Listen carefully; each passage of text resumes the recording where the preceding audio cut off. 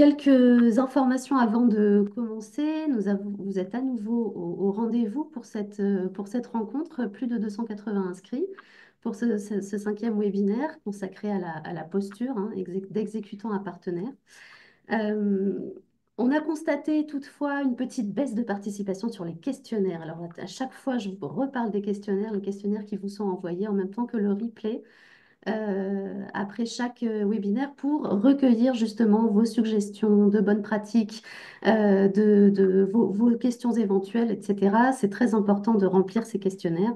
33 participations sur le dernier, on était plutôt aux alentours d'une soixantaine précédemment. Donc pour ce dernier webinaire, je vous invite à nouveau répondre à ce questionnaire. Nous le faisons tous au sein du groupe de travail, les participants également. À nouveau, le lien vous sera envoyé avec le replay et figurera en dessous de la vidéo YouTube, comme pour tous les autres webinaires. Tous les questionnaires restent ouverts jusqu'au 31 décembre, donc vous ne pourrez pas attendre les bonnes résolutions de l'année pour les remplir. Donc c'est maintenant, c'est jusqu'à la fin du mois et vous avez la possibilité, si vous n'avez pas rempli au fur et à mesure les différents questionnaires, qui sont différents à chaque fois car centrés sur le thème du webinaire, de les remplir jusqu'à la fin de l'année.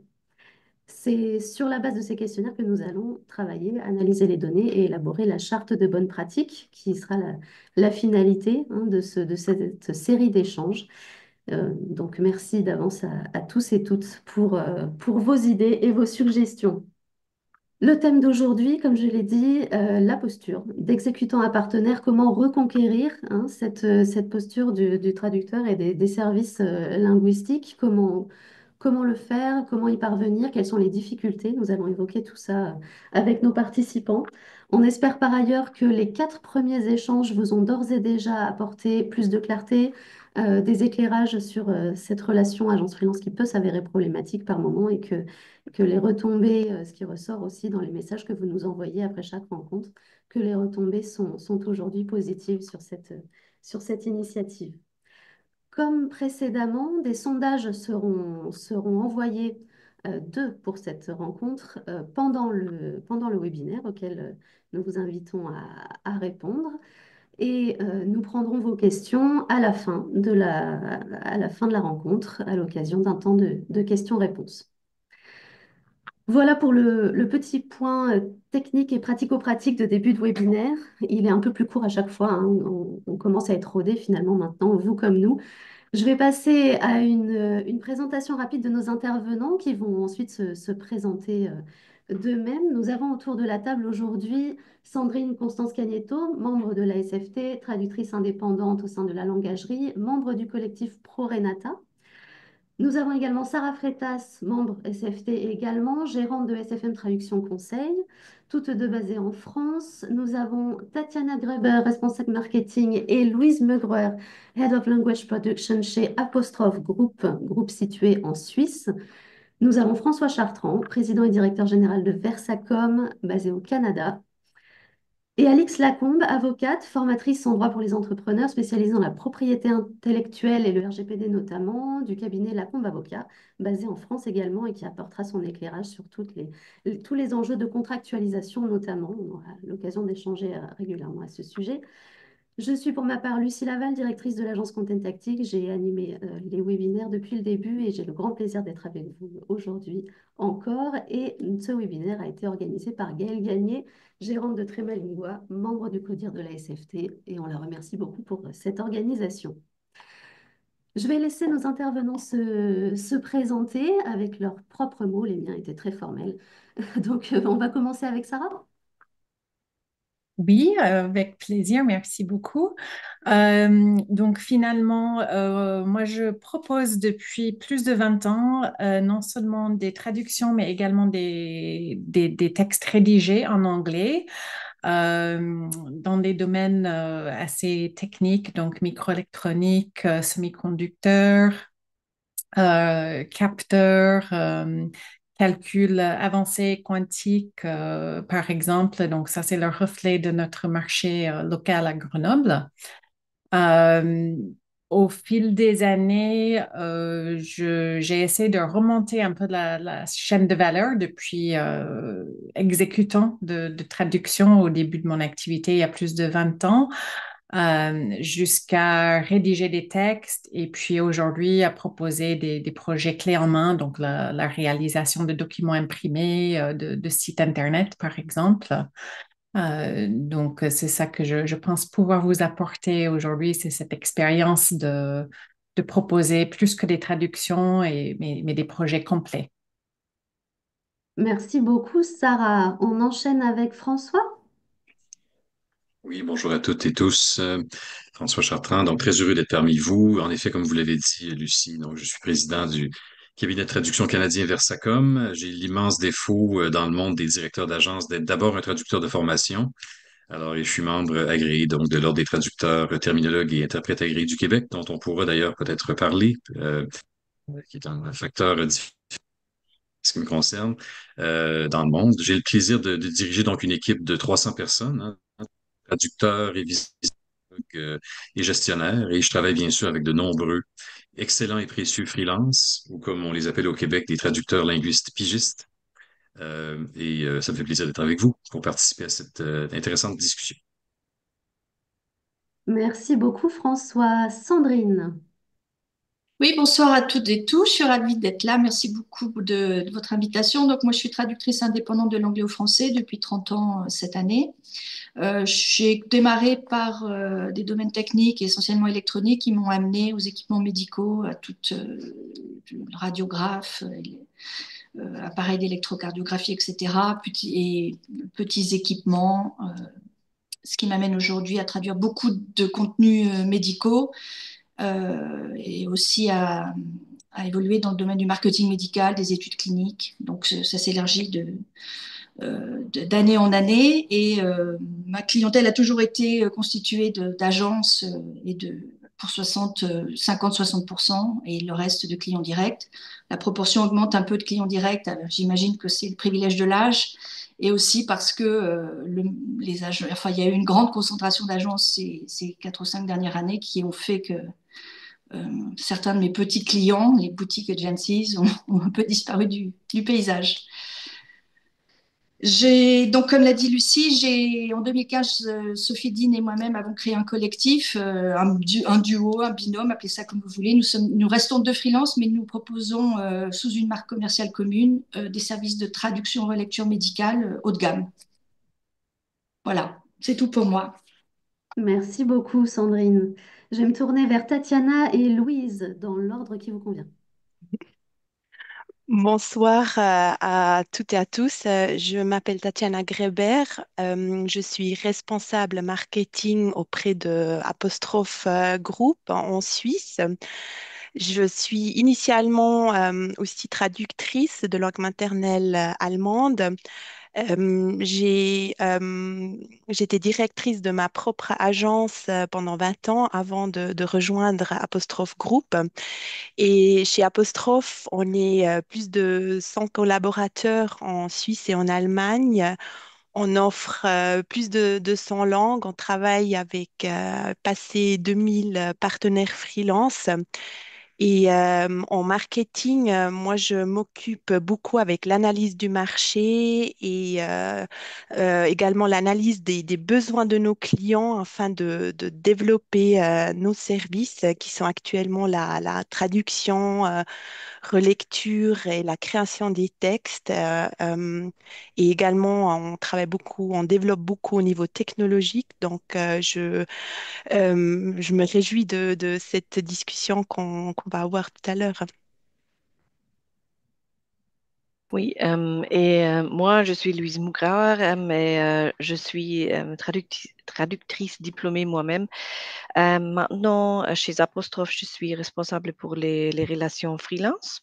Alors, le recrutement et tous les autres parties euh, de la collaboration. Et je suis aussi responsable pour les linguistes internes. Alors, nous sommes 16 traductrices en interne pour l'italien et pour le français principalement. Et oui, je suis heureuse de faire partie de cette discussion et je vois qu'il y a pas mal de freelances d'Apostrophe Group parmi les attendés. Alors, peut-être ils peuvent témoigner que nous vraiment essayons d'établir une relation des relations, des partenaires que nous essayons de vraiment être un partenaire pour nos freelances aussi, pas, pas seulement un client.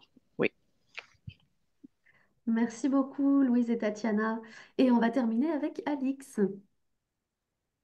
Oui, bonjour à tous. Moi, je suis Alix Lacombe et je suis avocate. J'ai créé mon cabinet d'avocat, Lacombe Avocat. Je suis basée en France et moi, j'interviens. Mes domaines d'expertise sont la propriété intellectuelle, les contrats et le RGPD. Voilà, des choses très réjouissantes pour tout le monde, je le sais. Et moi, mon challenge tous les jours, c'est d'accompagner les entrepreneurs et les agences aussi dans leurs problématiques juridiques, ben justement en termes déjà de posture et de traduire cette posture du coup en langage juridique dans ces fameux contrats, voilà, qui sont pour moi la clé en fait d'une relation stable et équilibrée. Et je me réjouis évidemment d'être là et merci pour l'invitation. Et qui garantissent cette relation stable et équilibrée. Merci, Alix. On va donc pouvoir entrer dans le vif du sujet. Avant de commencer la discussion, on va lancer un premier petit sondage pour prendre la température. Je vais faire appel, comme d'habitude, à Oran, qui est notre magicienne de la technologie, à la SFT, et qui va lancer ce premier sondage. Donc, la première question est pour les freelances. Pensez-vous que vos clients agences vous considèrent comme un ou une exécutant plutôt qu'un partenaire? Et pour deuxième question, pour les représentants d'agence, pensez-vous que vos clients considèrent votre agence comme une exécutante plutôt qu'une partenaire?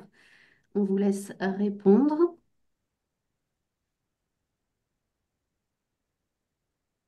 Hop,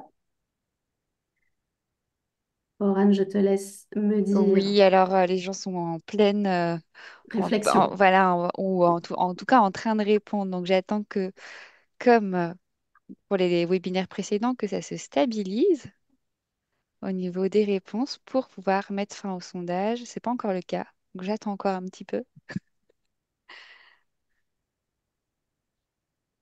Et je pense que ça va être bon. Je mets fin au sondage et voici les résultats. Et pour vous dire, pour la première question, nous avons 68 répondants et pour la deuxième, nous avons 5 personnes qui ont répondu. Alors, est-ce qu'on vous considère plutôt pour les freelances comme exécutant que comme partenaire? Oui, parfois à 32%, non rarement à 5%, non pas du tout à 2%. C'est assez polarisé. 6%, je ne sais pas. Intéressant parce qu'effectivement, c'est parfois difficile à identifier. Et pour les agences, alors on est sur un profil de réponse complètement différent. Pour les représentants d'agence, pensez-vous que vos clients considèrent votre agence comme une exécutante plutôt que comme une partenaire? Oui, souvent à 40%, non rarement à 40%, et je ne sais pas, 20%. Merci beaucoup. Ça nous donne une petite idée quand même de l'état des lieux, hein, de cette question-là. Et on va poursuivre avec nos participants justement sur la question, quel est l'intérêt pour un prestataire de se présenter plutôt comme un partenaire que pour un exécutant? Est-ce que vous estimez effectivement que nos professions de services linguistiques sont généralement plutôt considérées comme des tâches d'exécutant que de partenaires? Qu'est-ce que vous en pensez? On va commencer à en parler avec Sandrine. Mais je pense que la posture, enfin, de mon point de vue, c'est notre posture qui est importante. Alors évidemment, on peut être considéré comme des exécutants en fonction de comment sont achetés nos services. Hein, si les services sont achetés par le service des achats, peut-être que il n'y a pas d'intérêt, il n'y a pas de vision et il n'y a pas de volonté d'être en partenariat avec le traducteur. Il suffit que la traduction soit faite, on ne sait pas trop comment et dans quelles circonstances, mais en tout cas, pour moi, même si c'est pas toujours évident, mais j'essaye dans la plupart des cas d'être celle qui a l'expertise du métier et qui est capable de conseiller et d'accompagner. C'est pas toujours réalisable, mais dans tous les cas, je trouve qu'il est important, et ça a été dit dans tous les webinaires, de communiquer, d'échanger, de répondre à ces messages, de répondre poliment à ces messages et d'établir une relation, d'expliquer comment va se passer la prestation et je fais pas de différence dans cette posture entre mes clients, c'est-à-dire moi j'ai pas des clients agents, j'ai pas des clients directs, j'ai des clients. Dès que quelqu'un frappe à ma porte, envoie un mail ou me téléphone, j'ai la même posture et je cherche à établir la relation et à la maintenir. Et je pense que une fois que la relation est établie, peut-être on y reviendra plus tard, c'est assez facile de conserver et de garder un client au fil des années. Moi, j'ai mes clients depuis de très très longues années. Je pense que quand on a un bon traducteur ou un traducteur qui remplit les besoins qu'on a, on n'en change pas. C'est un peu comme un médecin. Je crois que ça a été dit dans un autre webinaire, mais peut-être sur un autre sujet, mais enfin avec un autre angle. Mais moi, je pense que c'est facile de conserver ses clients, donc le plus difficile, c'est de pousser la porte ou d'ouvrir la porte ou de maintenir la porte ouverte pour eux. Quitte à mettre le pied en travers ou pas, tout dépend du style. François, qu'est-ce que ton point de vue sur la question, est-ce que en tant que gérant d'agence, tu as le même ressenti que Sandrine? Comment ça se passe de ton côté? Oui, tout à fait. Je suis tout à fait d'accord avec Sandrine. Je pense que on va parler de confiance, hein, je pense, à plusieurs reprises dans notre discussion. La confiance, c'est un concept d'ailleurs bilatéral, mutuel, pour passer de prestataire à partenaire, c'est à mon avis une question de confiance. Alors, à mes yeux, le prestataire qui est un vrai partenaire, en fait, offre un travail, un livrable, comme l'a dit Sandrine, qui ne nécessite qui est de qualité professionnelle, qui ne nécessite aucun redressement, vérification supplémentaire, qu'il est, je pense que quelqu'un d'autre a mentionné clé en main tout à l'heure. Alors, c'est vraiment ça. Outre votre savoir-faire linguistique ou de transfert linguistique, le vrai partenaire, c'est un spécialiste d'un ou de plusieurs domaines aussi, que ce soit financier, scientifique, technique, marketing. Donc, la spécialité thématique, d'ailleurs, est, selon moi, en passant, est gage de pérennité, d'ailleurs, du rôle de traducteur dans le contexte d'automatisation où on se trouve et on pourrait y revenir. Dans un contexte aussi où la traduction, trop souvent, hélas, est remplacée par de la post-édition superficielle intermédiaire ou autre abomination. La révision, la notation ou autre intervention professionnelle. Alors, c'est une question de confiance, une question de qualité de la prestation, c'est une question de spécialité aussi, selon moi, pour établir cette confiance-là et devenir un réel partenaire. Selon moi aussi, le partenaire, c'est également plus que simplement un exécutant, évidemment, c'est un conseiller. C'est quelqu'un qui offre une prestation de transfert linguistique, oui, mais c'est un professionnel qui peut offrir d'autres services. L'adaptation, dans un contexte de traduction toujours, l'adaptation, la rédaction, l'évaluation qualitative, le conseil linguistique. Au Canada, c'est un enjeu important. Vous savez, on a des lois en matière qui régissent les langues officielles. Alors, d'être qualifié pour se prononcer dans ce domaine-là, c'est une corde de plus à son arc. Euh, si on revient à la relation avec une agence ou un cabinet, le partenaire, il est à même d'établir une relation d'autant plus égalitaire quand il peut donc afficher une compétence vraiment avérée et en laquelle on aura une confiance aveugle, en quelque sorte. Et à ce moment-là, la relation devient une vraiment d'honnêteté aussi, de grande transparence, d'authenticité, où là, on va se dire les vraies choses, hein, ou comme on dit en québécois, on va se dire les vraies affaires. Donc, essentiellement, on va inclure le partenaire dans nos discussions avec nos clients. On va l'informer de ce qui s'en vient, des défis qu'on a. Et là, vraiment, en fait, on partage ensemble la charge. Et pour moi, c'est l'idéal. C'est la situation idéale. Tout le monde est gagnant. Le travailleur indépendant a une source de revenus qui est régulière, qui est constante, se fait respecter aussi, a le respect de son donneur d'ouvrage. Et à l'inverse, eh bien, l'agence, le cabinet professionnel peut compter sur vraiment une ressource solide qui est à son devoir et en qui, encore une fois, il a confiance. Alors pour moi, c'est la définition et je crois que c'est essentiel d'envisager. Je ne pense pas qu'il y a de question à se poser. Il faut être un partenaire. Il ne faut pas viser, à mon avis, le statut de prestataire. Il faut il faut s'enfuir. Il faut devenir un partenaire, selon moi. Et François, par rapport à vos clients, Est-ce que tu trouves que vous êtes sur une première prise de contact, par exemple, et avant d'avoir créé cette relation de confiance, est-ce que tu trouves qu'en majorité, vous êtes plutôt considérés comme des exécutants ou comme des partenaires en tant qu'agence? Ah, je pense que c'est 50-50, je vous dirais, dans notre domaine. C'est vraiment une question, encore une fois, quand on réussit à se positionner comme un spécialiste, comme une agence ou un cabinet qui euh, avons vraiment donc la main mise dans un domaine en particulier, mais là, on crée un élément de rareté aussi. Donc, on est recherché pour ça. Et donc là, on est considéré davantage. On est vu comme essentiel en quelque sorte. Et là, évidemment, dans la négociation, dans l'échange, il y a un rapport égalitaire qui se crée. À l'inverse, on est très souvent également vu comme des exécutants. Hein.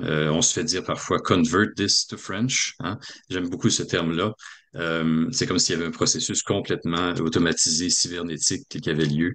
Alors, il y a des deux. Hein. Il faut pas s'en cacher, il faut pas se bercer d'illusions, mais on vise, nous aussi, évidemment, le statut de partenaire. Et le client, lorsqu'il nous considère comme un réel partenaire, bon, il va aller, comme on dit en québécois, il va aller au marché moins souvent, va magasiner moins souvent, va d'emblée penser à nous, évidemment, sur le plan des tarifs, ça va être plus facile également. Il va constater la réelle valeur ajoutée de ce qu'on fait. La traduction n'étant pas un coût, mais au contraire un investissement. Donc, une posture à conquérir autant pour les freelances que Posture à pour conquérir, tout à fait. tout à fait, oui, que pour Oui. les agences. Sarah, qu'est-ce que tu peux nous dire sur le sujet? Je dirais que ben, pour le traducteur et pour le client, l'avantage d'être considéré comme un partenaire, c'est d'être intégré bien en amont. Et je pense que quand on traduit, on voit trop souvent que c'est un peu trop tard. En fait, on est contacté vraiment en bout de chaîne.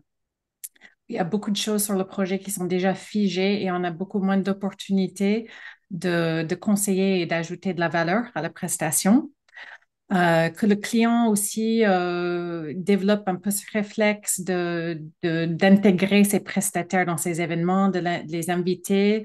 Moi, ça m'arrive d'être invitée même à des démos, donc je peux voir mes clients avec leurs clients et ça, c'est précieux parce qu'on voit le langage en fait, des clients de nos clients. Ça donne vraiment accès à des ressources précieuses quand on doit traduire ou rédiger des supports. Euh, Ça peut aboutir aussi quand on est contacté en amont à des solutions alternatives à plus forte valeur ajoutée. Par exemple, dans mon cas, ça peut être des fois de ne pas faire un projet. En fait, des fois, je conseille de ne pas faire un projet si le client n'est pas prêt.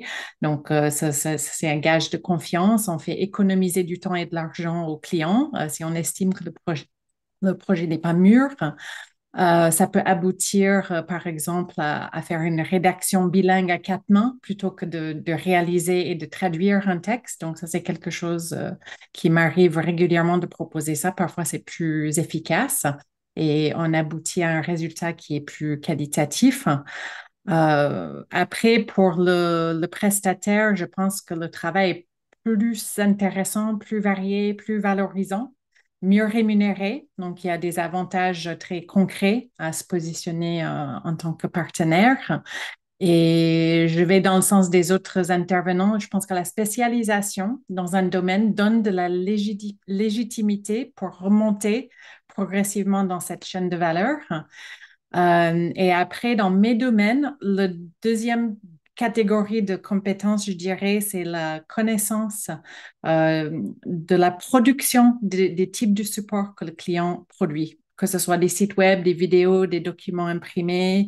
Donc, il faut les deux. Je pense qu'il faut les compétences domaine dans le domaine du client et des compétences dans la chaîne de production de ces supports. Et là, petit à petit, si on a ces deux compétences, on peut monter, je pense, assez haut dans la chaîne de la valeur. Merci beaucoup, Sarah. Et je vais me tourner maintenant vers Tatiana et Louise. Même question qu'à François, notamment dans vos premières prises de contact client, vous vous sentez plus perçu comme partenaire ou comme exécutant? Et quels sont selon vous les avantages pour le prestataire comme pour le client d'avoir affaire à un partenaire?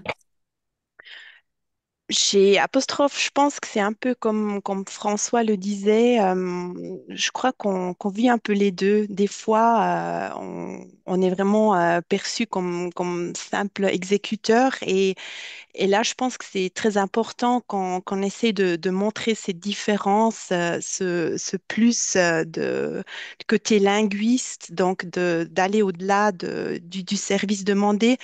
Je pense qu'il faut un peu s'éloigner d'offrir des services standards, mais de vraiment regarder chaque client et d'offrir des services sur mesure, de vraiment sentir les besoins effectifs, d'essayer de consulter au niveau des processus, parce que peut-être il a aussi demandé le mauvais service.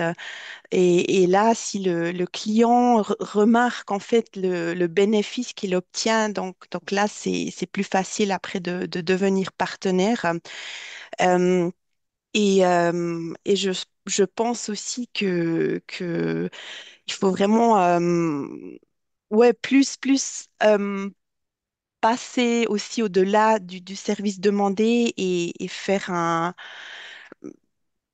plus réfléchir aussi, de montrer des fois aussi, par exemple, s'il s'agit d'une simple traduction, s'il y a des problèmes dans le texte original quant à la qualité, mais peut-être aussi à des choses qui ne sont pas logiques ou il y a des fautes. Donc là aussi, comme Sarah aussi a mentionné, d'offrir des services supplémentaires et vraiment offrir ce que l'intelligence artificielle ne pourrait pas lui offrir. Merci Tatiana. Louise, est-ce que tu veux compléter? Non, je pense que Tatiana a dit tout ce que Tout est je dit. Et effectivement, c'est sans doute un point sur lequel on va revenir, hein, mais la valeur ajoutée par rapport aux IA, qui est un argument de plus en plus utilisé aussi par les clients. Euh, on a parlé du pourquoi c'est important. Est-ce que c'est important? La réponse est unanime, c'est plutôt oui. On va passer dans le comment. Avant ça, je vais me tourner vers Alix. Toi, en tant qu'observatrice extérieure de nos métiers, dans les accompagnements que tu proposes à tes clients, c'est une problématique sans doute que tu vois régulièrement. Qu'est-ce que tu constates? Quels sont les avantages pour le prestataire et pour le donneur d'ordre? Ben justement, c'est là-dessus justement que je voulais intervenir et je rejoins ce qui a été dit hein, globalement, particulièrement ce qu'a dit Sandrine en tout premier. Et c'est ce que j'ai beaucoup dit. C'était vraiment mon discours auprès des traducteurs. Donc c'était beaucoup de traducteurs indépendants hein, que j'ai formés, qui ont suivi mes formations dernièrement. C'est que c'est une question de posture et de positionnement à avoir. Donc, c'est des mots que je reprends, mais qui pour moi sont super importants. C'est positionnement, un, et deux, différenciation. En fait, dans une approche entrepreneuriale, moi j'ai une vision, ben, je suis pas du secteur, hein, je suis pas une agence, je suis pas traductrice. En revanche, moi j'accompagne les acteurs dans ce secteur-là et ce que je vois et ce qui arrive aussi souvent dans le cadre de relations, dans de la sous-traitance et même dans des relations avec des clients et prestats, c'est déséquilibré. Pourquoi? Parce qu'en fait, il y a un problème de posture et de positionnement. Et moi, j'invite énormément les traducteurs indépendants, souvent c'est là que ça pêche, évidemment, à travailler dessus. Et comment ça se travaille? Déjà, bon, c'est en se formant, mais c'est aussi en, en négociant directement les contrats. Et pour ça, il faut évidemment comprendre ce qu'il y a dedans, mais en ayant cette posture que c'est eux qui donnent de la valeur, c'est vous les experts, les traducteurs, c'est vous qui donnez de la valeur. Vous faites de la prestation de services intellectuels, c'est pour ça qu'on fait appel à vous. Ça se paye et ça se négocie. Voilà, j'invite vraiment. Alors évidemment, on me dit oui, quelquefois, oui, mais c'est des bien grands mots quand on se retrouve face à des énormes clients, etc. Oui, certes, évidemment. Après, il y a dans la pratique, il y a des ajustements à avoir en fonction de qui on a en face, mais c'est quand même, ça reste quand même une posture à avoir du début jusqu'à la fin. Donc le positionnement. Et puis, j'ai entendu le terme de spécialisation qui peut évidemment favoriser pour moi et aider donc à changer, à devenir vraiment un vrai partenaire, passer de prestataire à partenaire. Et pour moi, effectivement, là, je suis sur une approche vraiment entrepreneuriale parce que, encore une fois, j'accompagne des entrepreneurs de tout secteur. C'est que la spécialisation amène à la différenciation. Et ça, en fait, pour moi, c'est primordial dans l'entrepreneuriat pour se démarquer vis-à-vis potentiellement de concurrents et aussi pour se démarquer vis-à-vis de clients, en fait, de son marché. Pour moi, voilà, c'est primordial. Voilà, c'était les deux points que je voulais aborder. Merci beaucoup, Alix. François, tu voulais rebondir? Oui, je voulais impoliment interrompre l'intervention d'Alix pour dire que justement, je trouve que les traducteurs ont beaucoup à apprendre des avocats en matière de posture. C'est tout ce que je voulais dire. Alors bravo, continuez Ah, cette noble, on s'y noble attelle, quête. on s'y attelle, je m'y attelle. Un vaste chantier en cours pour Alix. Donc, on va passer au comment maintenant. On s'est tous mis d'accord sur le fait que c'était important. Comment former une relation de partenariat avec un client en direct, avec une agence? On va commencer par Tatiana et Louise. Quels sont vos astuces, vos conseils? Oui, comme nous essayons d'être partenaires en tant qu'agence avec nos clients, pour nous, il est indispensable de connaître nos clients, de s'adapter aux besoins de nos clients et pour bien réussir, il faut que nos partenaires freelance fonctionnent de la même manière. Donc, nous, au début d'une collaboration, il y a beaucoup de ping-pong avec nos partenaires freelance, il y a beaucoup de feedback dans cette phase d'onboarding. Et là, il est primordial qu'on a un bon processus de traiter ces feedbacks, qu'on ne doit pas dire chaque fois la même chose, qu'on voit lors d'un prochain mandat. La plupart des choses étaient déjà appliquées. Et par exemple, comme nous sommes en Suisse, donc pour des traducteurs et traductrices en France, il est très important aussi de s'adapter au marché suisse. Le français n'est pas tout à fait comme en France. La typographie n'est pas la même. Donc là, c'est très important. Et en plus, donc, on a des clients dans des domaines très spécifiques, donc peut-être s'abonner aux newsletters de ces entreprises, de ne pas seulement être en contact avec un client quand on est en train de traduire, de réviser, mais aussi s'intéresser au sujet d'un client en dehors des mandats de traduction, etc. Donc vraiment d'apprendre à connaître le domaine et puis par cela de devenir indispensable pour nous en tant qu'agence et nous par cette démarche, on devient indispensable pour nos clients. Oui, Merci beaucoup, Tatiana. Louise. tout à fait.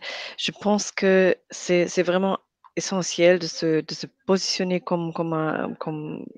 avec une attitude professionnelle, répondre vite, et aussi essayer de proposer des services supplémentaires, peut-être la relecture, le bon intérêt, le SEO.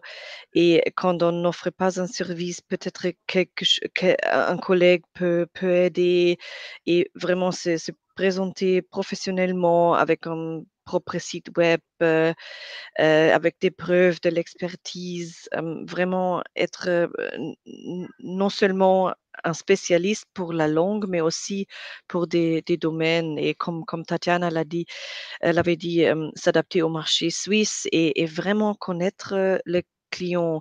Qu'est-ce qu'il fait, suivre les actualités et vraiment, oui, je pense que c'est vraiment important et je pense que pour les traducteurs et les traductrices, on n'est pas vraiment habitué souvent de se rendre visible et de convaincre les clients et de vraiment être un spécialiste marketing. Et c'est quelque chose que nous devons faire pour nos...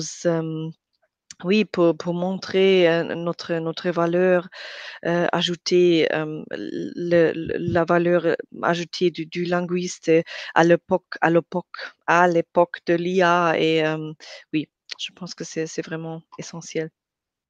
Merci beaucoup, Louise. Je vais me tourner vers toi, Sarah, parce que ce que décrivent Tatiana et Louise, il me semble que c'est la stratégie que tu as mise en place au fil des années, notamment pour suivre les actualités de tes clients, etc. Donc, j'ai deux questions. Combien de temps ça t'a pris? Parce que toute cette veille, ça prend un temps énorme. Qu'est-ce que tu fais pour rester à jour des actualités du secteur et des clients de tes clients sur ce secteur? Et deuxième question, comment après tu fais pour conquérir cette posture de partenaire? Est-ce qu'il y a pour toi des choses à faire, à ne pas faire? Dis-nous tout.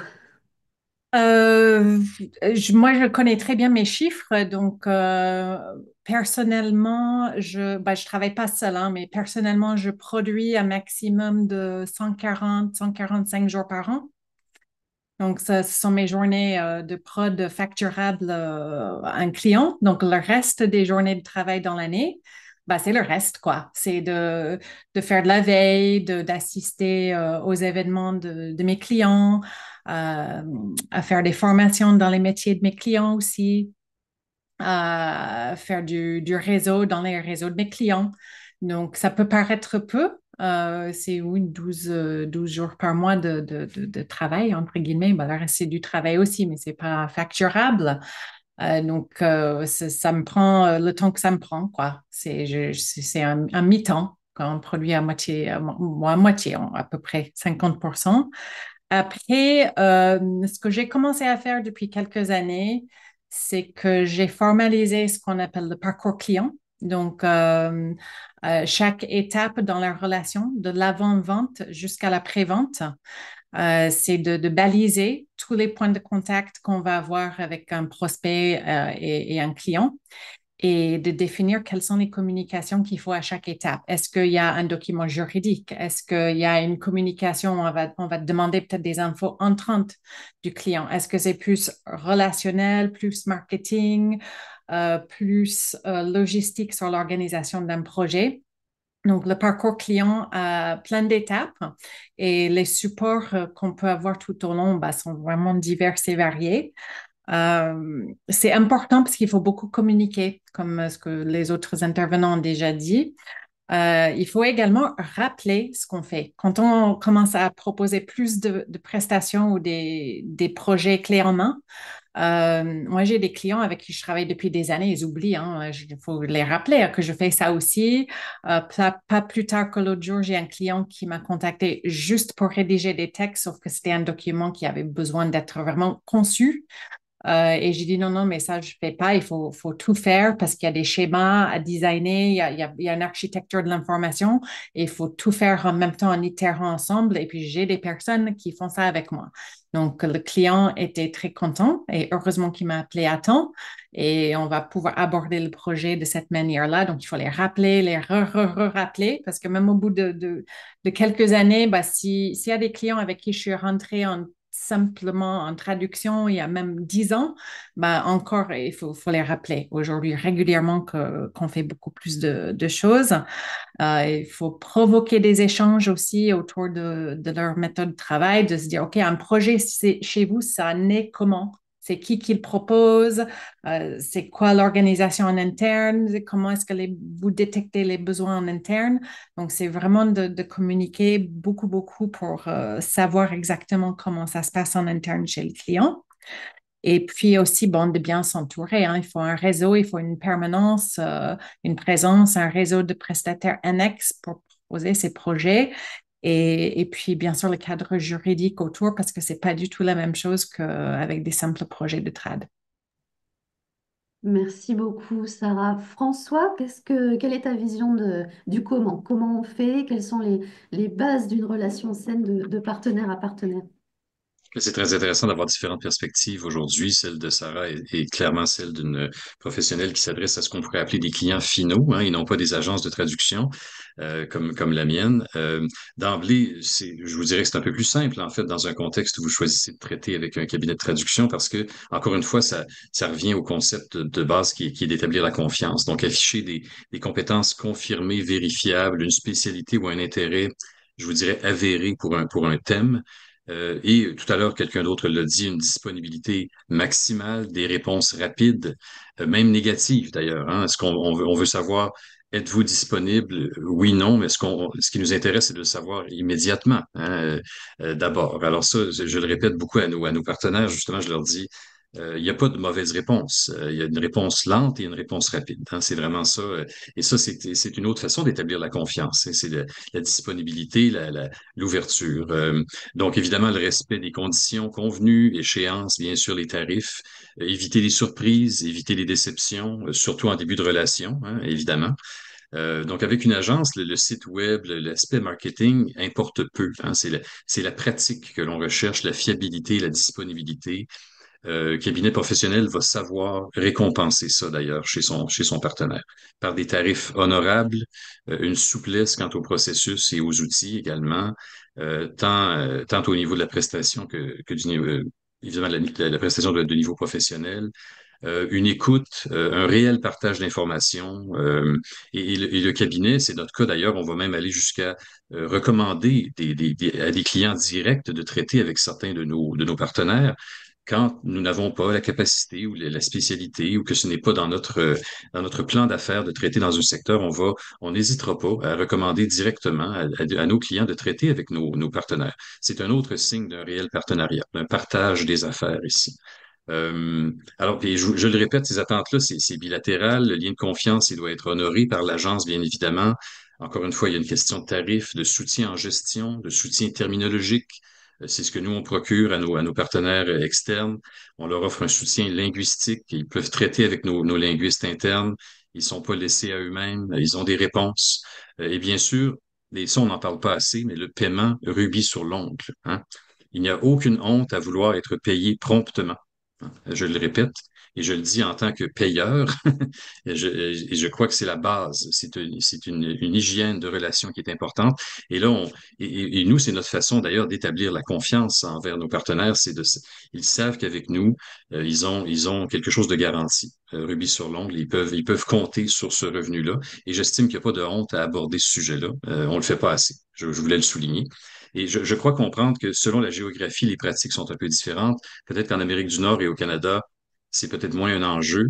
J'entends dire, et je serais intéressé de vous entendre d'ailleurs à ce sujet-là, j'entends dire qu'ailleurs, en Europe et dans d'autres géographies, la question du paiement, de l'efficacité de la chose peut parfois poser problème.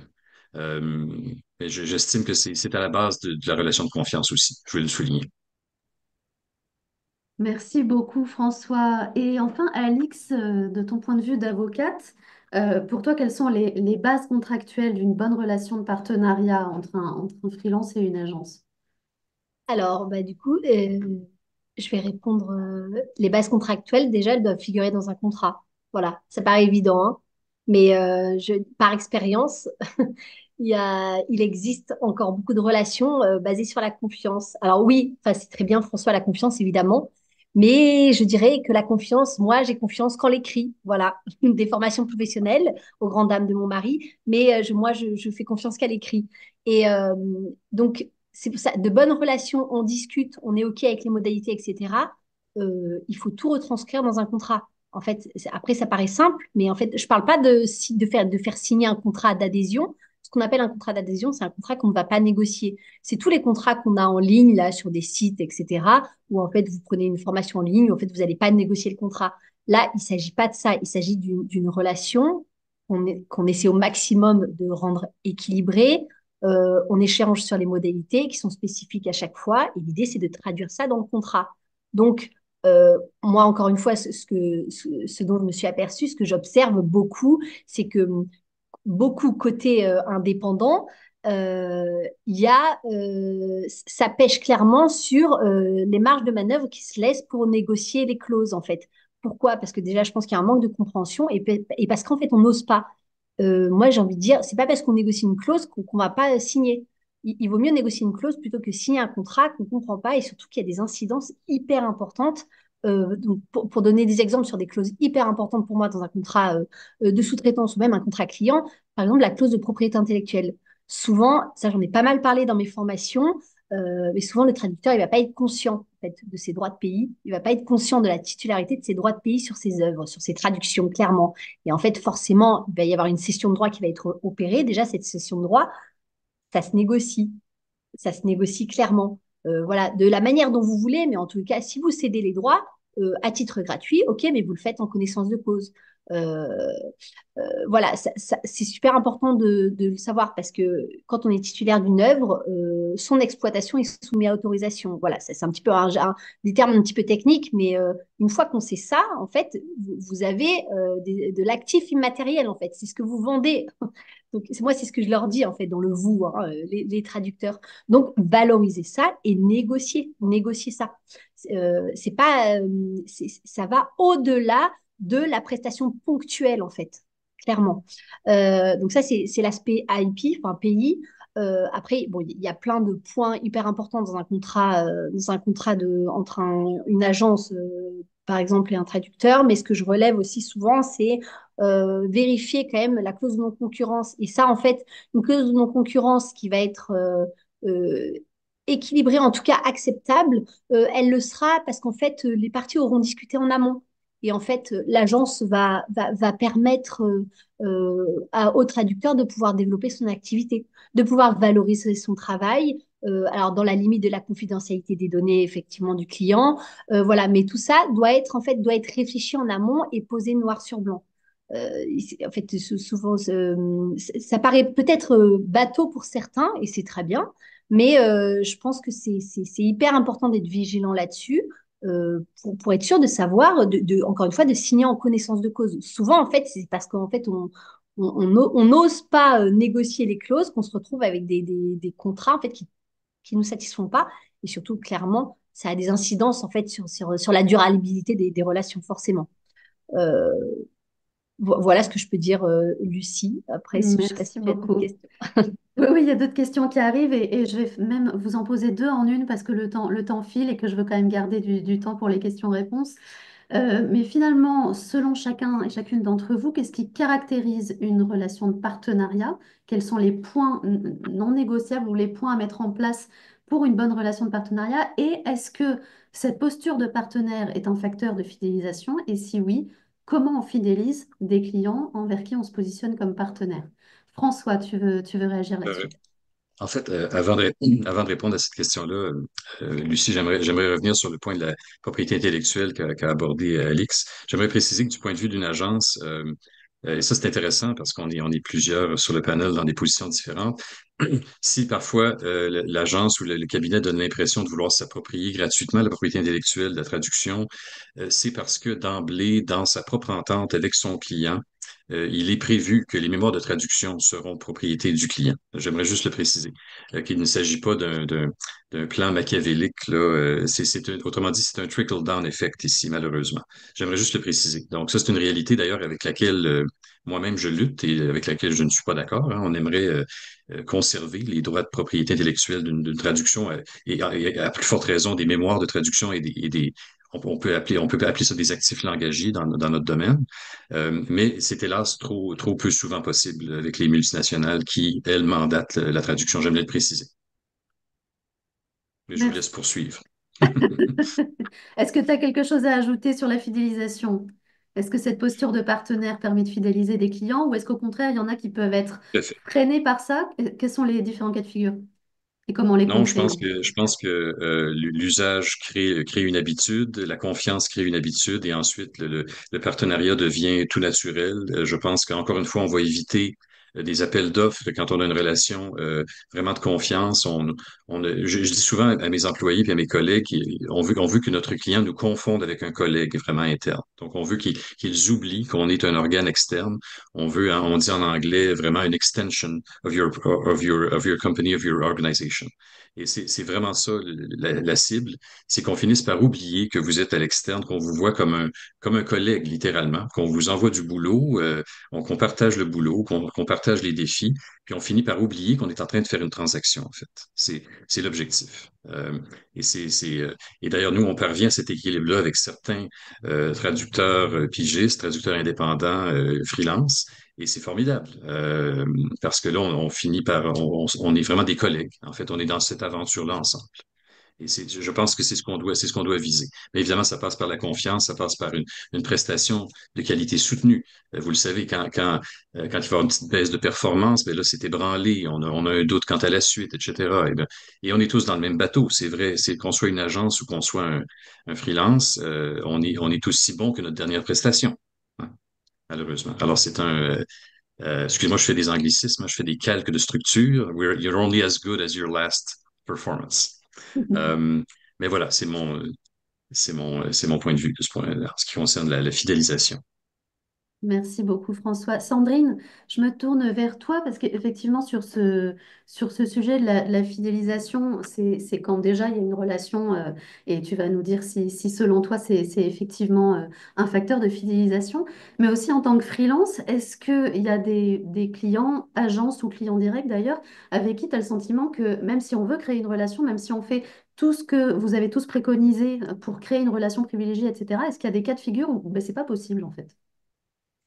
Je crois qu'il y a des clients que ça intéresse pas. Alors si j'imagine que c'est qu'ils obtiennent ce qu'ils pensaient recevoir, s'ils continuent à envoyer des traductions chez moi, c'est que le livrable correspond à leurs attentes. Mais il n'y a pas forcément de volonté de relation. J'ai vu dans les questions-réponses que effectivement ils répondent pas aux questions, ils répondent pas aux messages, ils veulent juste recevoir la traduction. Et c'est vrai que moi je pense que derrière les écrans, on se dit que quand on est un simple traducteur, une simple traductrice, c'est pas forcément facile euh, d'arriver à ce niveau de partenariat tel que le décrivait peut-être Sarah en particulier, où peut-être qu'on aimerait tous être des partenaires de Versacom et Apostrophe, puisque la, la situation qu'ils décrivent est idéale. Mais dans la réalité, il y a des clients que ça n'intéresse pas, où il y a euh, et on peut prendre ça pour ce que c'est et continuer à travailler si les conditions nous conviennent.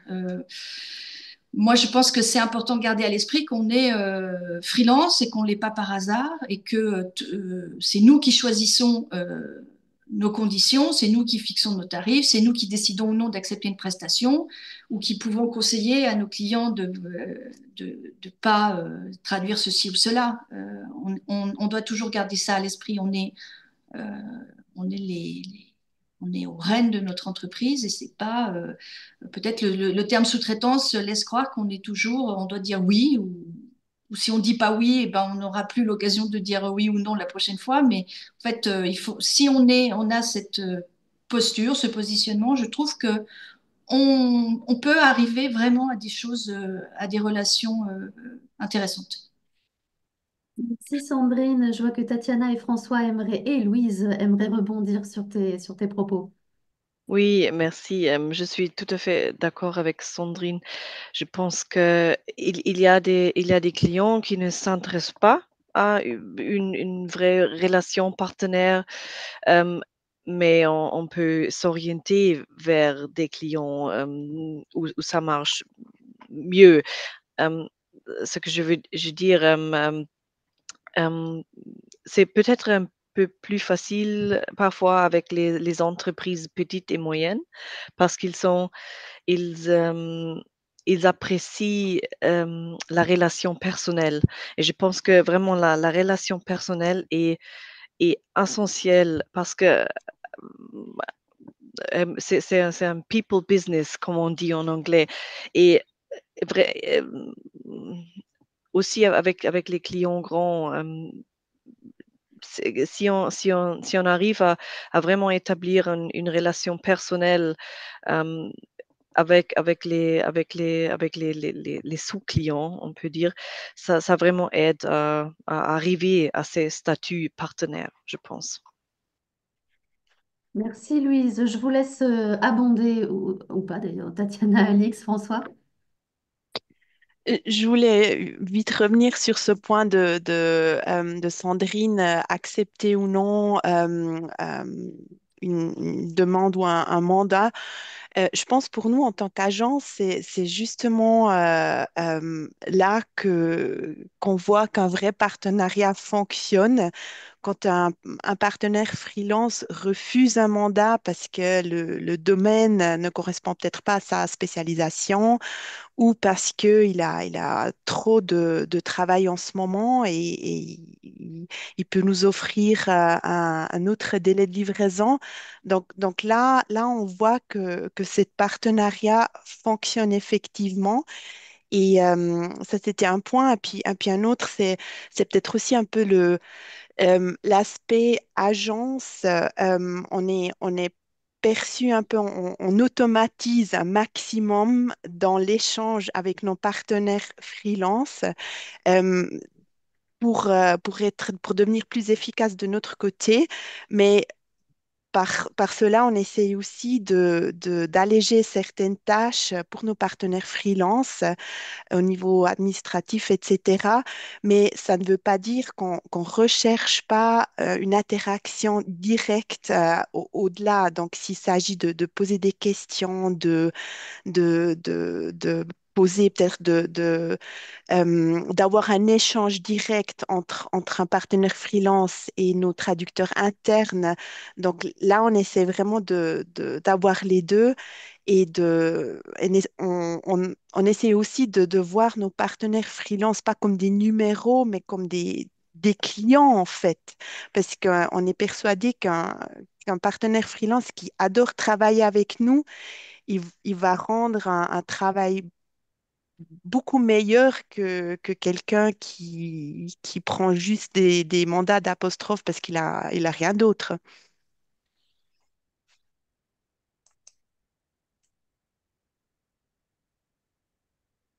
Oui, alors je peux peut-être y aller à mon tour. J'allais simplement, et beaucoup de points très intéressants ont été soulevés. J'aimerais préciser d'emblée qu'on est tous d'accord qu'on ne vend pas de la traduction. On ne vend même pas de la traduction de qualité. On vend de la confiance. On vend de la tranquillité d'esprit à nos clients. Hein. Bon. Parce que dans le fond, qui peut mesurer de nos jours la qualité de la traduction? Euh, Certains vont dire qu'on est les seuls à pouvoir la mesurer, les traducteurs. Certains, parfois, je me surprends même à dire qu'on sera éventuellement les seuls à savoir écrire convenablement. Alors, d'emblée, qu'est-ce qu'on vend? On vend la tranquillité d'esprit. Alors, il faut pas se soucier. Quand un client ne désire pas nous parler de traduction, il ne faut pas le prendre comme un refus de notre partenariat. Il faut plutôt le voir, au contraire, comme un désir de ne pas vouloir s'en occuper. Il nous fait confiance, en fait. Et donc, je ne veux pas le savoir, faites-le. Ça ne veut pas dire qu'il ne nous trouve pas important. J'aimerais juste le préciser. Justement, le fait qu'on lui demande très peu de retour, qu'on ne le dérange pas, est en soi peut-être la marque d'un partenaire de confiance. J'aimerais le préciser. Et quelqu'un d'autre a mentionné également, et c'est vrai, je pense que c'est vous, Tatiana, qui avez parlé de processus automatisés de portail, de chat et de tout mécanisme qu'on met en place avec nos freelances pour communiquer et qui finalement dépersonnalise la relation et rend ça très transactionnel. Il faut lutter contre ça. C'est très grave, cette tendance-là. C'est très efficace parce on veut leur procurer un mode de facturation qui est simple, qui est convivial, on veut une facilité aussi à aller récupérer les documents, l'information, les documents de référence, les instructions et tout ça. Il faut régulièrement, à mon avis, créer des événements où on peut se parler, se voir. Nous, on organise, bon, évidemment, des 5 à 7. On va également, donc, où on rassemble nos freelances qui sont, bon, dans une distance raisonnable, évidemment, de notre bureau. Et on va aussi les convier à des formations auxquelles sont conviés nos linguistes internes. Et ils vont se fréquenter, se voir, en fait. Et ça crée une proximité également. Et ça refait ce lien-là qui est un peu défait par l'hyper-télétravail et l'automatisation. Donc, ça, c'est un enjeu qu'on a. J'aimerais le souligner. Puis je trouve ça important qu'on s'en rappelle. Tout à fait, François. Je rebondis sur ce que tu disais sur le fait que ne pas répondre ou pas vouloir de relation, c'est pas forcément une dépréciation, mais c'est aussi un risque. Parce qu'il y a aussi, alors il y a le cas de figure idéal où le client du coup nous fait confiance et va pas regarder, etc. Mais il y a aussi le cas de figure où c'est un refus de la relation, du dialogue et de répondre aux questions, et où le retour sur la traduction, c'est très mauvais, il faut refaire. Alors que Oui. le but de départ de ce dialogue, c'était de clarifier ou un brief insuffisant, ou etc. Donc il y a aussi ce cas de figure-là. Alix, en tant qu'avocate, comment on se protège de ça éventuellement quel conseil tu pourrais donner quand on a comme ça un refus du dialogue? Comment on se protège pour limiter ce risque? Alors, avant de te répondre, est-ce que je peux apporter une petite précision, rebondir sur précédemment ce Bien que sûr. disait Sandrine? C'est pour ça que j'avais levé la main. J'avais juste une précision, moi, je pense que c'est important. Encore une fois, c'est peut-être su et maîtrisé pour tout le monde, mais un contrat de sous-traitance, juridiquement, c'est super important, mais il n'y a pas de lien de subordination. Sinon, c'est pas un contrat de sous-traitance. Sinon, il y a un risque de même de requalification au contrat de travail. c'est super important. Et en fait, et surtout, la plupart du temps, c'est écrit noir sur blanc dans le contrat. Souvent, il y a une clause d'indépendance qui dit le sous-traitant agit de manière indépendante. Et en fait, ça, c'est pas juste une clause qui est là pour faire joli. C'est juste, c'est super important. C'est que il agit au nom et pour le compte de l'agence, donc de son client, pour le compte de son client final, mais il agit de manière indépendante en fonction de son expérience, de ses compétences à lui, et c'est pas l'agence qui va lui dicter la manière dont il va exécuter sa mission. Voilà, c'est juste quelque chose de super important parce que juridiquement, ça a des incidences en fait. Si jamais un contrat, même en tant que, encore une fois, là, je me place du côté du traducteur, mais vous signez un contrat, vous vous rendez compte qu'en fait, il est complètement ficelé de partout, verrouillé, pardon, de partout en termes de clauses de non-concurrence. Il n'y a aucune marge de manœuvre. Vous avez l'impression clairement d'être un simple exécutant. Attention, parce que clairement, il y a un risque de requalification. Là, pour le coup, le risque, bah, c'est l'agence qui le porte, hein, clairement. En termes de cotisation, voilà, URSSAF, etc. C'est l'agence qui va apporter le risque. Mais voilà, ça, c'est des petits points de vigilance. Voilà, il n'y a pas de question noir ou blanc, genre dans ce type de contrat, ça va être contrat de travail ou quoi, mais c'est un tout qu'il faut appréhender. Dans quelle mesure vous avez une marge de manœuvre, vous, en tant qu'indépendant, en tant que sous-traitant. Voilà. Et non pas en tant que salarié. Super important. Et du coup, pardon, du coup, ta question, Lucie, est-ce que tu peux... Alors, c'était par rapport au cas de figure où il y a un refus de relation et de dialogue avec un client, que ce soit une agence ou un client final, peu importe, hein, finalement, Ouais, et que ouais. on livre le travail et que le retour, c'est très mauvais, il faut refaire, ou c'est très mauvais, il faut rembourser, ou c'est très mauvais. Comment on fait pour limiter le risque quand il n'y a pas de possibilité de poser de questions, d'éclaircir le brief, etc. Eh ben, pour moi, en fait, ça, pour éviter ça, en tout cas, ou pour se protéger là-dessus, c'est ça se passe en amont, dans ces CGV, dans le contrat client. Peu importe le format, peu importe le document, mais c'est dans ces CGV. Combien d'allers-retours le client il a droit? Quelles sont les modalités en termes de timing? Est-ce qu'il faut lui imposer un timing au-delà de 2 mois? S'il n'y a pas de réponse au bout de 2 mois, ben, on va considérer que c'est acquis, que c'est livré et que le paiement doit intervenir. Euh, voilà. En fait, tout ça doit être formalisé noir sur blanc. Il n'y a rien qui est implicite, en fait. Si c'est pas écrit, c'est le client, il n'est pas censé deviner. Et encore une fois, là, c'est une question de posture, en fait. C'est le traducteur qui fournit sa presta, qui donne de la valeur. C'est lui qui va imposer, qui a réfléchi en amont à sa manière de vendre sa prestation. Et c'est lui qui va définir les modalités. Alors évidemment, en discussion hein, avec les clients en face, s'il y a des besoins particuliers, etc. Mais pour moi, tout ça doit être ficelé en amont. Et ça évite, en fait, du coup, bah, OK, il est pas content, il est pas content du résultat, mais en fait, pourquoi? C'est parce qu'en fait, il m'a pas envoyé les docs à l'heure. Du coup, bah, moi, j'ai livré hors délai. Bah, non, mais ma responsabilité peut pas être engagée. Et ça, il faut l'écrire, en fait. Du coup, si le client livre, répond hors délai, eh ben, ma responsabilité peut pas engager. Voilà. Voilà, bien traduire juridiquement ce sur quoi on est d'accord sur toutes les modalités du process de vente finalement. Ok, merci beaucoup, Alix. Je vais vous laisser rebondir là-dessus, François et Sarah, en quelques mots pour qu'on puisse finir sur les bonnes pratiques que vous allez préconiser à toutes les personnes qui nous écoutent. Sarah? Oui, je crois qu'on était sur la fidélisation, donc et ce besoin de dialogue. Et là, j'ai envie de dire, si vous pouvez le faire sur place, il faut absolument y aller. Là, c'est hyper important. C'est un investissement dans la relation. Dès lors que vous commencez à faire des projets de manière récurrente avec un client, il faut euh, insister pour avoir des rendez-vous sur place avec les différentes parties prenantes. Parfois, moi j'en ai eu un il y a 3 semaines qui n'était pas ultra confortable parce que le N+1 en fait de l'équipe avec qui je travaille est venu dans le bureau et il était vraiment pas content de tout ce qu'on faisait ensemble depuis des années en fait. Et là, il a donné des retours, mais ultra directs et pas super positifs. Mes donneurs d'ordre étaient très embêtés, comme si presque ils voulaient me protéger un peu de ça. Mais je pense que humainement, il faut apprendre à gérer ce genre de moments un peu inconfortables parce que dedans, il y a vraiment des pépites, il y a des retours qui ont une grande valeur. Donc, l'avantage de ce genre de situation qui ne peut arriver que sur place, parce qu'il n'était pas prévu que ce monsieur vienne dans le bureau. En fait, il est passé, il a vu qu'on était là, il est venu. Il me connaissait pas avant, donc ça c'est le premier avantage.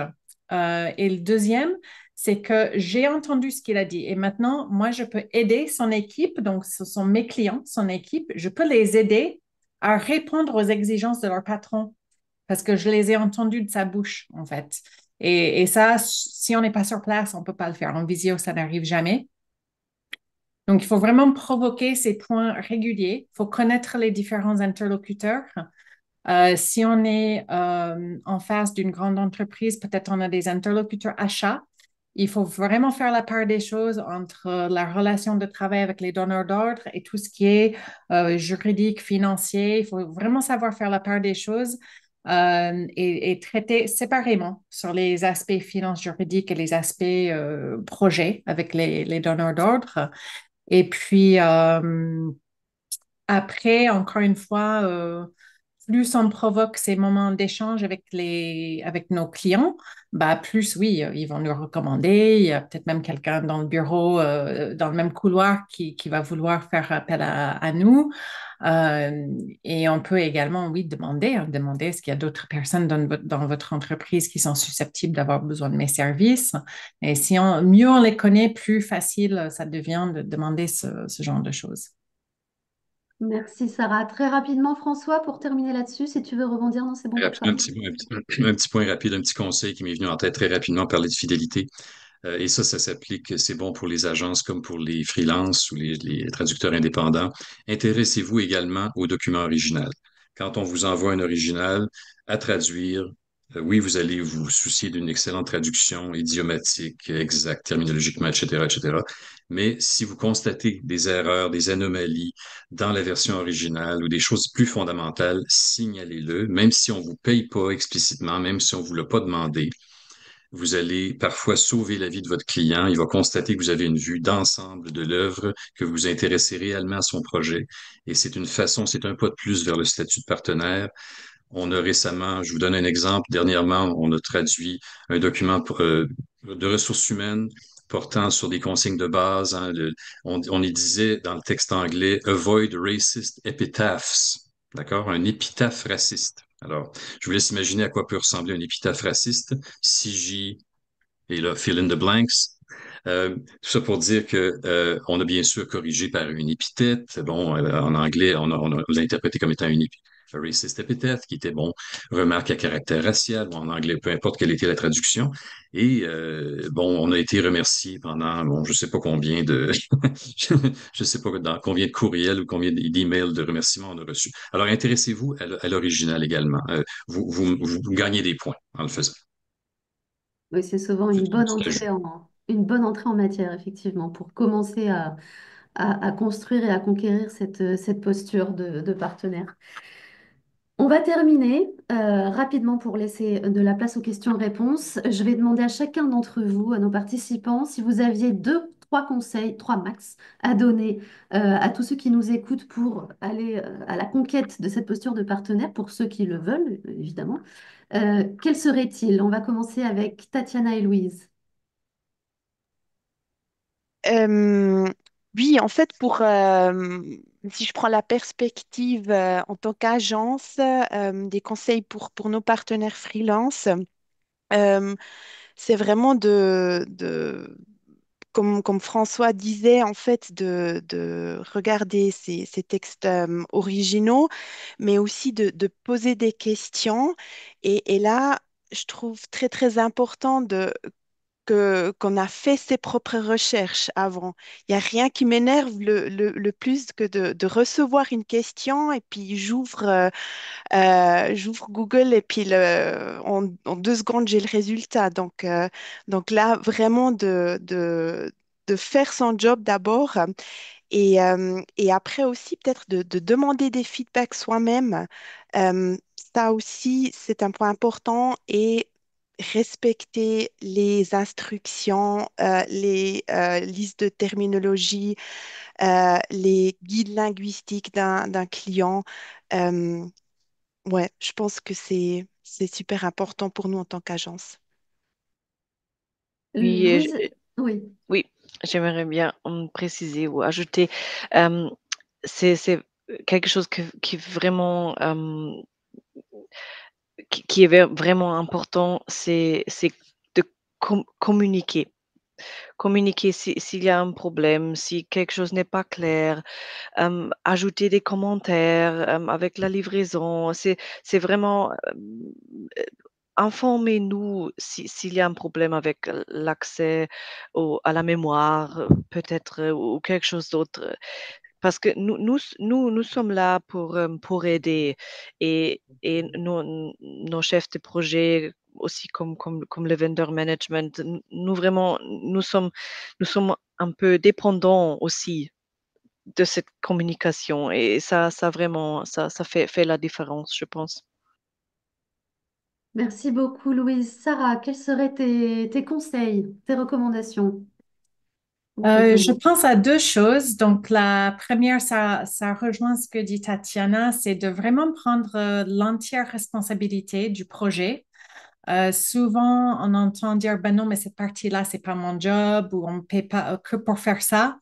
Moi, j'aime bien quand je collabore avec des traducteurs ou même avec d'autres partenaires pour des sites web ou d'autres choses, c'est que quelque part, on fait équipe, on est solidaire et chacun regarde non seulement ce qu'il fait, mais est-ce que la personne qui sera en aval aura tout ce qu'il aura besoin pour bien prendre la main et continuer avec sa partie?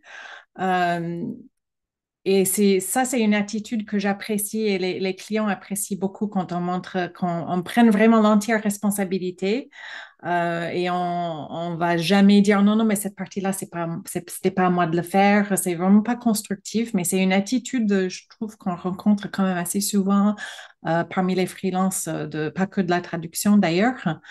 Et puis, l'autre conseil, je dirais juste oser. Donc, j'aime pas trop le fake it till you make it, mais de se dire, si on veut élargir ses prestations et commencer à monter un peu dans la chaîne alimentaire, il faut à un moment donné faire quelque chose qui est un petit peu nouveau en se disant, je peux me faire confiance. Je sais, j'ai jamais fait ce truc précis dans cette configuration précise, mais je sais que dans le passé, j'ai fait ça, ça, ça et ça, et que j'ai les compétences, j'ai le réseau.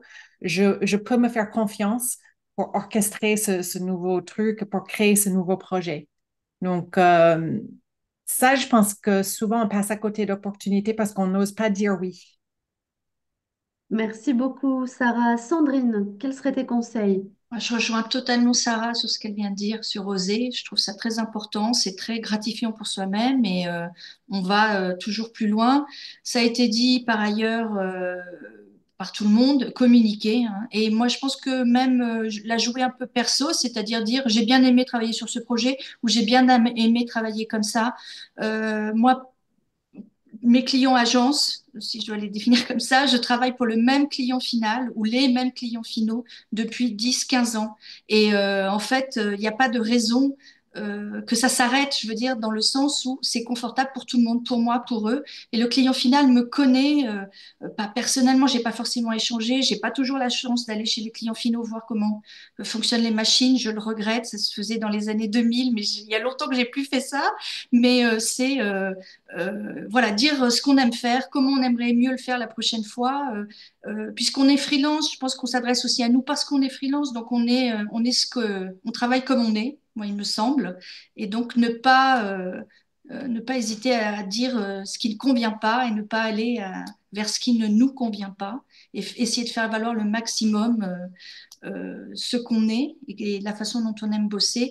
Et aussi, j'aurais mille choses à dire parce que tout le monde a dit des choses très intéressantes, mais par rapport à ce qu'a aussi dit Sarah sur se former, et faire savoir qu'on se forme aussi, hein, qu'on est parti sur un salon, qu'on a suivi tel et tel cursus, qu'on s'est renseigné sur tel et tel, voilà.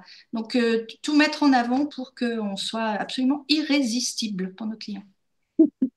C'est très joliment dit, Sandrine, merci. On va poursuivre avec Alix et on terminera avec François pour les conseils de la fin. Alors, ben, moi, je dirais, ça va être assez rapide, hein, mais clairement, monter en compétence sur la négociation, bah, la posture, hein, comme on en a parlé, et la négociation commerciale et contractuelle, en fait, qui va avec, hein, clairement, encore une fois, pour moi, c'est en lien, c'est la traduction, en fait, voilà, de la relation commerciale. Et du coup, une fois qu'on est monté en compétence là-dessus, on s'est un petit peu formé, etc., avoir adopter ce que j'appelle une contractualisation proactive. Voilà, c'est avoir des contrats de sous-traitance, avoir des contrats clients qui se limitent pas à définir des livrables, mais en fait qui prévoient des engagements sur le long terme, avec une vision sur le long terme, et surtout aussi agile et en fonction de l'évolution de la relation. Voilà, tout un programme. Effectivement, merci Alix. Et pour finir, François. Tout à fait vrai en ce qui concerne la spécialisation, la formation. Je vais peut-être moins appuyer sur le côté contractuel. J'aime quand même quand les freelances ne sont pas trop exigeants de ce côté-là. On veut quand même une certaine souplesse, mais tout de même. Moi, j'appuierais sur la formation continue, clairement.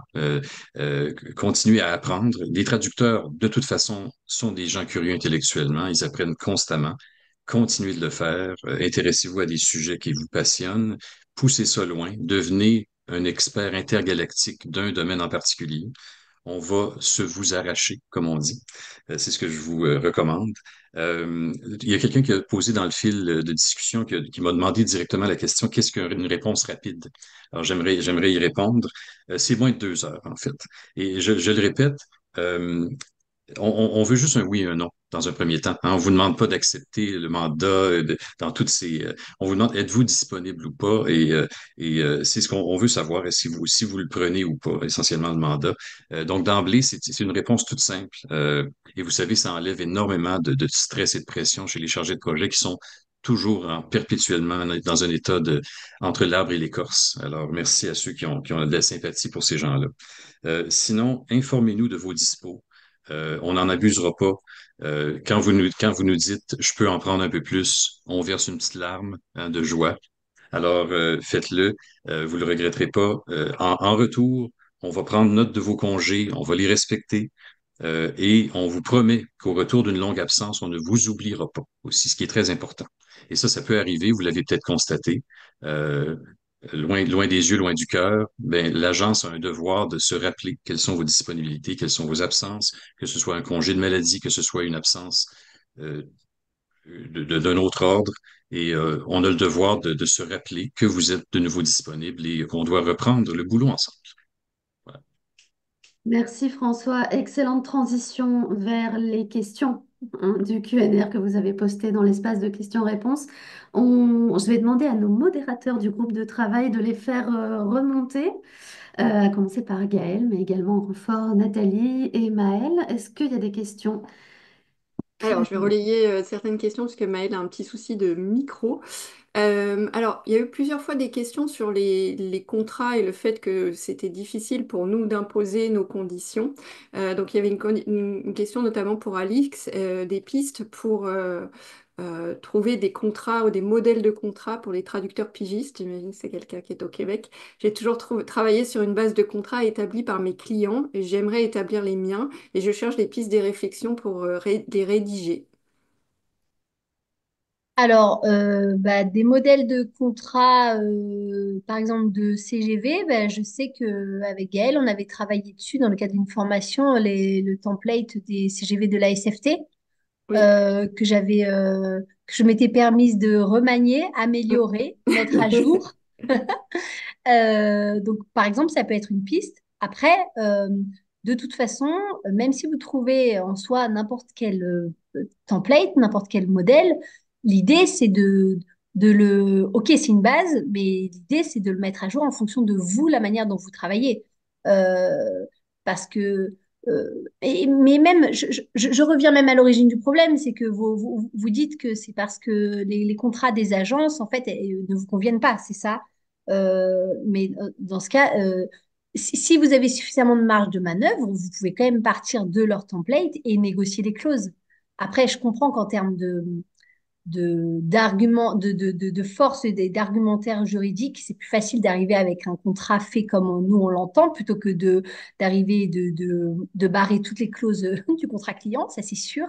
Mais ça ne doit pas vous empêcher ou vous bloquer. Mais en tous les cas, moi, c'est ça pour terminer là-dessus rapidement. Mais c'est ce que je conseille. C'est pour ça que c'est toujours bien d'avoir ses propres CGV parce que ça veut dire que vous avez réfléchi de manière très structurée et très précise à la manière dont vous vendez vos offres, dont vous les proposez, quelles sont les marges de manœuvre que vous acceptez ou non, et tout prévoir dans effectivement un modèle type de CGV et en fait qui s'adaptera en fonction des interlocuteurs que vous avez en face, agence, client, peu importe, mais ça évidemment que vous vous adaptez. Mais voilà ce que je peux dire. Il y avait une question notamment sur les clauses de non-divulgation des clients finaux. Là, peut-être nos intervenants agences peuvent en parler, mais c'est vrai que souvent, c'est des contrats qui sont un peu... On restreint, le freelance n'a pas le droit de révéler pour Et quel contrat ou quel compte il a travaillé. Qu'est-ce qui est autorisé, enfin, qu'est-ce qui pourrait être fait ou pas? Parce que c'est vrai que nous, on a aussi besoin de montrer notre travail. Et donc, comment est-ce qu'on peut travailler ensemble sur ça? bah ça, pour le coup, c'est de la négo. Il n'y a pas de règles juridiques, de règles légales qui imposent ou non, ou qui interdit ou non, c'est de la négo. Euh, ce que je vous conseille, si jamais cette clause, il y a cette fameuse clause dont vous n'avez pas le droit de mentionner voilà, vos clients dans votre book, etc., dans votre com, limitez peut-être dans le temps ou limiter à tel type de clients qui sont situés dans tel secteur, par exemple. Voilà, l'idée, c'est d'intervenir là-dessus. Il y a pas de règles sur lesquelles on pourrait s'asseoir pour dire bah non, c'est illégal. Non, ils ont le droit de demander ça. Le tout, voilà, c'est de l'adapter pour, bah, en même temps, en tant qu'indépendant, de pouvoir, je rejoins ce que je disais précédemment, mais de pouvoir avoir une activité indépendante et sans être verrouillé de partout et sous peine d'être potentiellement être considéré comme un salarié, non pas comme un indépendant. Oui, ok. Oui, il y avait d'ailleurs une remarque de Caroline sur ce sujet. Le terme exécutant n'est-il pas incompatible avec un statut d'entrepreneur dans le contexte d'une relation d'affaires dénuée de tout lien de subordination? Donc on revient à Ouais, cette exactement. dépendance. C'est exactement ce que je disais tout à l'heure. On ne devrait même pas employer le terme exécutant, en fait. Pour moi, c'est trop en lien avec le terme de salarié. Mm. Faut pas, il n'y a aucun jugement de valeur hein, dans ce que je dis, mais clairement, oui, un exécutant, il y a quasiment pas d'indépendance dans ce mot-là. Et du coup, c'est pour ça que ça colle pas avec, en tout cas, avec le modèle là dont on parle, je pense. Tout à fait. Et Bien. nos représentants d'agence, sur cette question-là, qu'est-ce que vous pouvez apporter comme réponse? Sur la question contractuelle, Est-ce que vous alors oui. autorisez, par exemple, vos pigistes à Hmm. mettre en avant des collaborations, des travaux sur lesquels Ouais. Et ils là, ont à ce travaillé moment-là, pour vous? qui est le client? Est-ce que le client est l'agence ou est-ce que le client, parce on s'entend que ce que souhaite le freelance ou le pigiste, c'est d'afficher le nom de l'entreprise, évidemment, pour laquelle la traduction a été faite et non pas nécessairement l'agence de traduction. On comprend très bien ça. Comme le dit Alix, c'est vraiment une question de négociation. Dans certaines localités, nous, on a carrément des grandes entreprises qui sont, qui ne veulent jamais être citées. Je peux donner l'exemple de certains grands cabinets comptables, par exemple, qui ont pour politique de ne jamais, même s'ils sont satisfaits, même s'ils ont les témoignages élogieux, ne peuvent pas, ne souhaitent pas que leur nom soit publié ou leur logo soit ajouté à un site web comme étant un client satisfait, heureux. Alors, parfois, c'est carrément impossible. Alors, j'avoue que c'est une question qui est délicate. Oui, en effet, ça se négocie. Mais avec une agence, c'est difficile. On est nous-mêmes contraints, évidemment, à un respect qui est, de certaines normes qui peuvent être parfois difficiles à comprendre ou accepter. Puis nous-mêmes, hein, on aimerait pouvoir citer ces clients-là, évidemment. Ce serait d'excellentes cartes de visite, mais c'est pas, hélas, parfois carrément impossible. Ouais. J'ai- hmm. C'est ce que fait remarquer une des personnes dans le Nathalie qui dit si on y réfléchit bien, le client du traducteur, c'est l'agence, pas le client final. Donc effectivement, la question est à poser à l'agence et vous pouvez avoir des contraintes dont on n'est pas conscient. Alors en fait, il y avait beaucoup plus de remarques que de questions. Du coup, je cherche un petit peu. Je peux juste Alors rebondir oui, sur le dernier point. C'est clair que quand on traite avec un client direct, il faut négocier ces choses-là. Il faut vraiment que ce soit clair dès le début. Moi, j'essaie de négocier un maximum, de pouvoir montrer le travail, de pouvoir le citer, le montrer. Et quand je fais intervenir d'autres rédacteurs, traducteurs qui participent, leur nom est dessus également. si le client est d'accord pour publier avec notre nom, c'est pas mon nom, c'est le nom, les noms des personnes qui ont travaillé dessus. Je trouve que c'est normal de faire ça et je le négocie pour mon entreprise et pour les personnes qui collaborent avec moi. Mm. Merci Sarah.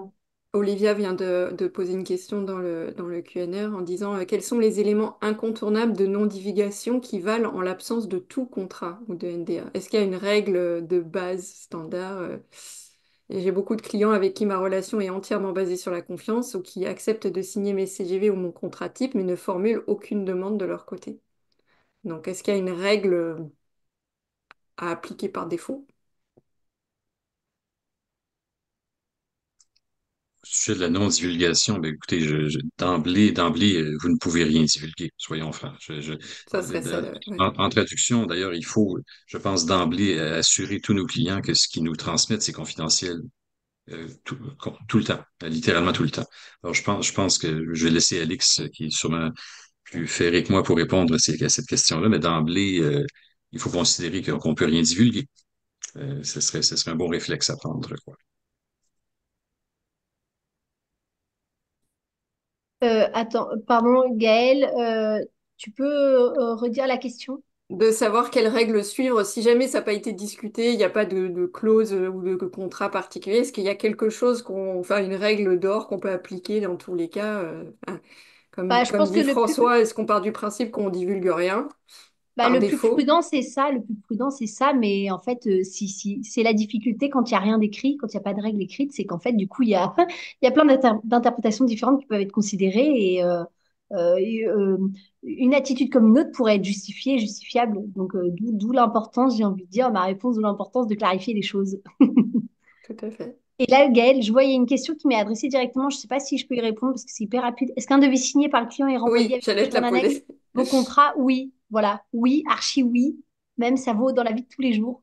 Un devis signé, vos contrats, CGV en annexe ou non. Voilà. Franchement, il y a ça, c'est clair et net. Un bon de commande signé, ça vaut contrat. Ça, c'est super important. Donc, tout l'intérêt, déjà, évidemment, d'avoir des CGV en annexe et de faire attention à ce que signent les clients, parce que ça les engage, mais ça vous engage, vous, évidemment, à fournir la presta.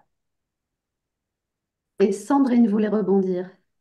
Oui, je voulais rebondir sur la non-divulgation. En fait, si on parle des traducteurs envers les agences, c'est vrai, comme ça a été dit, on voudrait mettre le logo du client final, mais en réalité, on aurait tous à peu près la même vingtaine de logos, puisque entre L'Oréal, Renault et Amazon, on travaille tous plus ou moins pour les gros clients qui... Mais moi, franchement, ça ne m'intéresse pas de voir 15 logos sur le site de quelqu'un. Je trouve pas ça, ça n'apporte rien. Pour moi, hein, c'est vraiment très personnel. Et je pense qu'on peut, si on est très spécialisé, je pense à Sarah qui est sur quand même un créneau très très spécialisé, il suffit de dire des choses très précises pour que les concurrents savent très bien ce qu'on fait, pour qui on travaille et ce dont on est capable. Et si on a le bonheur de pouvoir faire mettre son nom sur ce qu'on a traduit, bah là, le portfolio, il est fait tout de suite. On n'a pas besoin d'aligner des logos sur son site web ou sur sa plaquette. Et il y a plein de façons de faire savoir qu'on est très spécialisé ou très prisé par son client, ses clients, quels qu'ils soient. Essayer de glaner comment dire, des commentaires, des témoignages par le biais euh, excusez-moi, je perds mes mots, par le biais de sondages, d'enquêtes de satisfaction en fin de prestation. C'est facile à mettre en place. Tout le monde n'y répond pas, mais quand il y a une petite phrase qui va bien, n'importe qui est capable de comprendre que ça s'est très très bien passé et qu'on a vraiment rempli tout. Donc il n'y a pas toujours besoin d'avoir le logo de la grosse boîte, du client idéal ou pas d'ailleurs, hein, parce que est-ce qu'on a envie de travailler avec Amazon, ça c'est une autre question. Pardon, je digresse. Exactement, Merci. j'allais ajouter que certains grands noms sont même un deterrent. Alors, si on voit Oui, justement, si on voit Google, est-ce que vous voulez que ça me fasse que vous avez travaillé pour Google? Enfin, est-ce que c'est même une bonne chose? J'ai pas de mépris pour les employés de Google ici, mais vous voyez ce que je veux dire? Tout le monde, en fait, travaille pour ces sociétés. Ça veut rien dire. et pour les représentants d'agence, encore toujours dans l'idée de mettre en avant le travail, est-ce que vous mettez en avant les traducteurs qui font le travail? Est-ce que vous les mettez en valeur sur votre site web? Est-ce qu'il y a Donc il y a l'absence de mention sème le doute sur la provenance des traductions. Voilà. Il y avait cette remarque dans les questions. Oui, Côté, bon, moi, je peux mentionner. pardon. Allez-y, Euh, Tatiana. Côté apostrophe, alors non, on les mentionne pas sur notre site web. Euh, Souvent, en fait, bah, comme on a déjà parlé avant, bah, ils peuvent nous mentionner en tant qu'agence comme référence. Par contre, si on a vraiment des collaborations qui durent depuis plus de 10 ans, pendant lesquelles des freelances travaillent pour un client concret, là, après, c'est une question de négociation. Donc, nous, on va regarder avec notre client direct aussi. Et là, des fois, on peut faire quelque chose, mais c'est clair que souvent, c'est effectivement un problème. Et Et nous, avec leur accord, on les nomme auprès du client, très souvent. En fait, ils sont partie intégrante de l'équipe, donc on va les nommer, mais auprès du client. Publiquement, on publie des photos de notre équipe interne, mais on ne présente pas, évidemment, on n'utilise pas dans nos publicités ou dans notre marketing c'est sûr, certainement pas sans leur consentement, là, l'identité de nos pigistes, ça, c'est sûr. Louise voulait compléter, il me semble. oui, merci. Ce que je voulais dire, c'est ce que nous faisons très souvent, c'est pour les meetings ou des missions concrètes, on fait le lien entre les freelances, entre les traducteurs et traductrices et les clients. Alors, ils participent au meeting ou téléphonent les clients et quelque chose comme ça, mais nous ne mentionnons pas normalement les noms ou les personnes. Merci beaucoup. J'ai l'impression qu'on arrive au bout des questions. Gaëlle, tu me confirmes? Oui, il y avait juste une dernière remarque, mais voilà, c'est une remarque sur le sujet de l'automatisation. La facturation sur un portail ne fait pas vraiment gagner du temps aux freelances car il est très très rare de pouvoir insérer toutes les mentions obligatoires. Au final, il faut faire 2 factures pour être dans les règles. Donc voilà, c'était sur Merci la pour cette, question des outils mis à disposition qui ne sont pas toujours un cadeau. Merci beaucoup pour cette remarque. On va terminer là-dessus pour cet échange hein, sur la posture. On espère bien évidemment que tous ces échanges vous auront apporté des éclaircissements. Merci à tous les participants, à tous les panélistes pour vos insights, vos conseils, tout ce que vous avez pu apporter. Je remets une couche, comme à chaque fois, sur le questionnaire qui vous sera envoyé avec le replay du webinaire. N'hésitez pas à nous envoyer vos suggestions, vos bonnes pratiques. Ça sera très précieux pour la charte. Et un dernier mot pour finir. D'ailleurs, c'est la première fois qu'on termine autant à l'heure. Donc, merci à tous les participants d'avoir tenu les délais. Au 5e webinaire, c'est pas mal d'être à peu près dans les temps. Et pour finir, par rapport au 6e webinaire qui était annoncé, où nous avions initialement prévu de vous présenter la charte au mois de janvier, vous l'aurez peut-être compris au fil de ces échanges, on est un groupe de travail très enthousiaste et très optimiste. Compte tenu de toutes les données collectées, il va nous falloir un peu plus de temps que prévu pour traiter toutes vos remarques, suggestions, bonnes pratiques. Donc, on revient très prochainement vers vous pour fixer la date de ce 6e webinaire et vous expliquer plus dans le détail comment on s'y prendra pour vous exposer toutes les conclusions de cette initiative. Donc, stay tuned. On s'en reparle très prochainement sur les réseaux de la SFT, de la CNET, de Content Tactique. Et on vous dit à très bientôt pour la suite de ces rencontres. Merci encore à nos participants. Très bonne soirée à tous et toutes.